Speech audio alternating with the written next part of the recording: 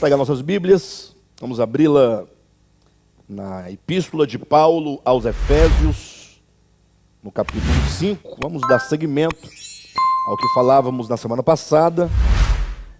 Quero começar a leitura hoje a partir do versículo 25. Então, capítulo 5, versículo 25 em diante, diz assim: Maridos, amai vossa mulher, como também Cristo amou a igreja e a si mesmo se entregou por ela, para que a santificasse, tendo-a purificado por meio da lavagem de água pela palavra, para a apresentar a si mesmo, igreja gloriosa, sem mácula, nem ruga, nem coisa semelhante, porém santa e sem defeito. Assim também os maridos devem amar a sua mulher como ao próprio corpo. Quem ama a esposa, a si mesmo se ama, porque ninguém jamais odiou a própria carne. Antes a alimenta e dela cuida, como também Cristo faz com a igreja, porque somos membros do seu corpo. Eis porque deixará o homem a seu pai e a sua mãe, e se unirá à sua mulher, e se tornarão os dois uma só carne. Grande é este mistério, mas eu me refiro a Cristo e à igreja. Não obstante, vós, cada um de per si, também ame a própria esposa, como a si mesmo, e a esposa respeite ao marido. Muito bem, queridos, nós falando aqui essa porção, nós temos visto como que o apóstolo Paulo, ele usa aqui, nesse capítulo 5, a figura do casamento. Usa a figura do marido, a figura da esposa, para se referir ao que ele chama aqui no versículo 31, ou melhor, 32, de o grande mistério. Ou seja, Cristo, ele consiste no mistério de Deus, enquanto que a igreja consiste no mistério de Cristo. Ao passo que Cristo e a igreja juntos constituem, então, o grande mistério.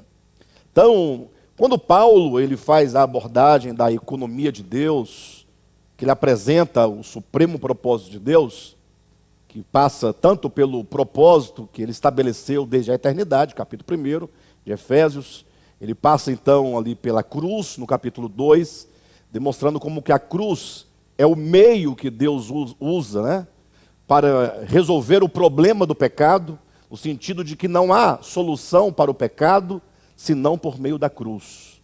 Quando Jesus diz, eu sou o caminho, eu sou a verdade, e eu sou a vida, ninguém vem ao Pai a não ser por mim, ele está falando que o Cristo de Deus, enquanto aquele que se encarna, e que na cruz ele cumpre toda a vontade do Pai, é como que ele dissesse que não há meio de o homem retornar ao Pai, voltar a Deus, senão por meio da cruz.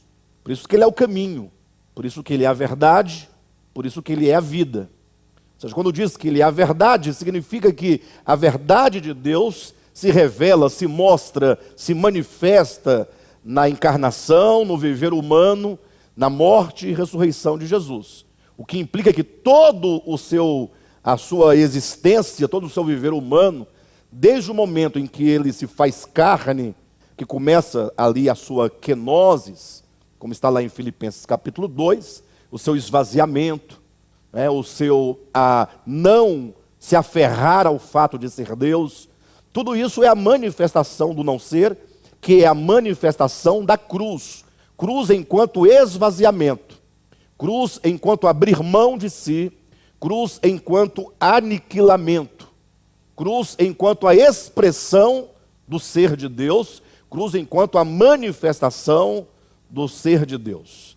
Então, o capítulo 2 mostra a cruz, por meio do qual o homem então pode chegar à unidade. A unidade é o propósito de Deus, é o alvo do Evangelho.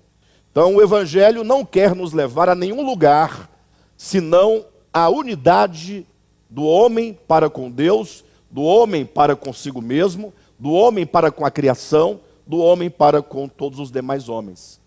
E então, ao falar dessa unidade, é que Paulo ele usa metáforas, né? E olha que ele vai usar 3 metáforas que, do meu ponto de vista, não poderia haver outra, ou outras que sejam, para falar tão bem da unidade. falar de uma unidade do ponto de vista orgânico. Não uma unidade institucional, não uma unidade estatal, não uma unidade eclesiástica, né?